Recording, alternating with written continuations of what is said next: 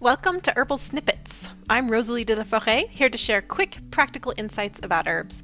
I'm also the founder of Herbs with Rosalee, an herbal school, community, and podcast where we celebrate the art of herbalism together.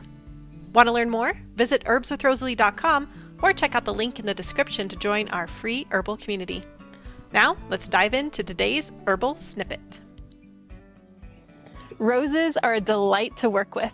Their sensuous, soft petals and their heady aromatics make for a beautiful sensorial experience.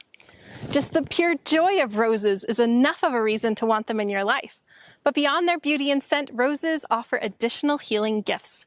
One of these gifts is that they are filled with antioxidants that modulate inflammation.